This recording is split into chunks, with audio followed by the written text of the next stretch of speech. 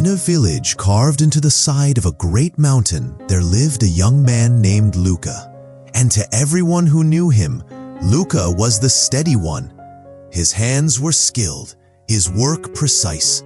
But inside, Luca was at war. His mind was not a quiet stream. It was a torrent, a relentless flood of thoughts about past mistakes, future fears, and every possible thing that could go wrong.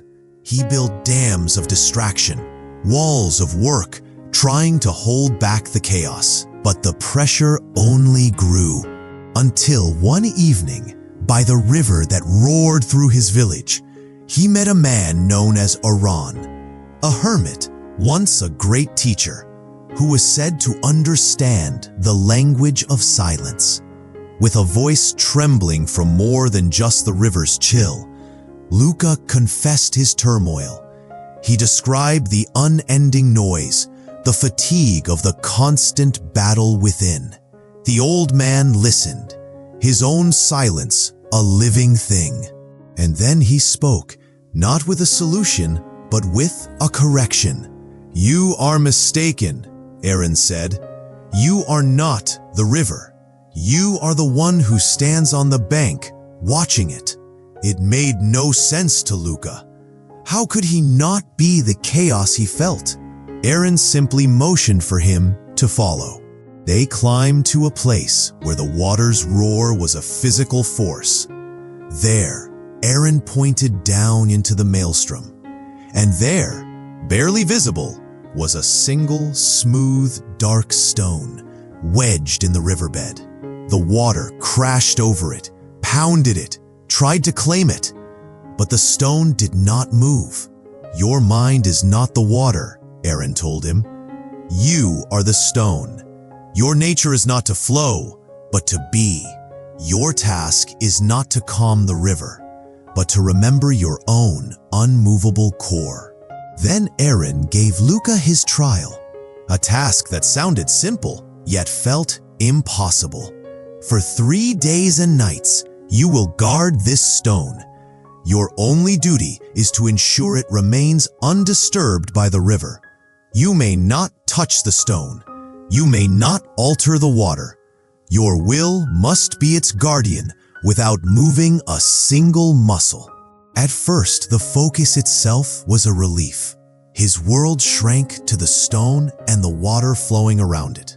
For a few hours, the war in his mind ceased. He was simply watching. But the mind, like the river, has its own currents. Old thoughts began to drift back, a worry about work, a sting of regret. He pushed them away, forcing his attention back to the stone. On the second day, the sky darkened.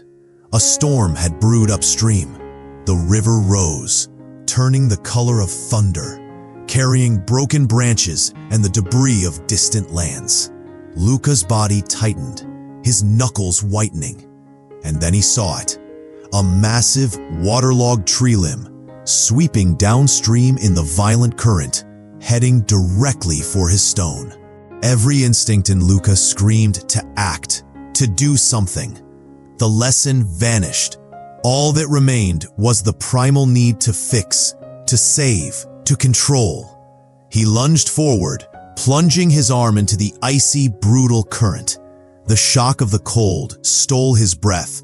The force of the water was immense, wrenching at his shoulder, turning his fingers numb.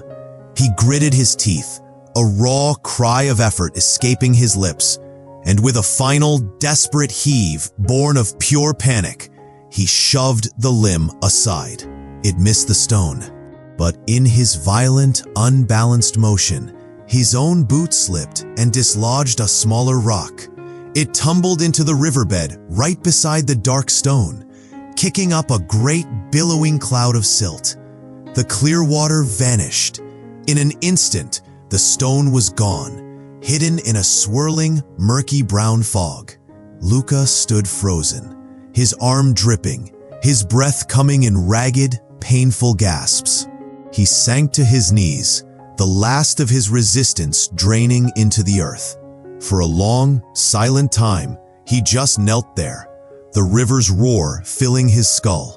He stared into the murky water, waiting for it to clear, but it only swirled, a perfect mirror of his own shattered mind. He spent the third day in the hollows of surrender, not watching, just being there, empty of effort, empty of plan. And as he sat in that quiet defeat, a slow miracle began. The current, following its own ancient law, began to clear the silt, particle by particle. The mud settled. And in that moment, Luca understood.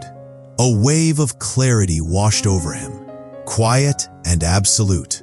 All this time, I thought I had to fix the world, control the chaos. But the peace I sought was never in the water.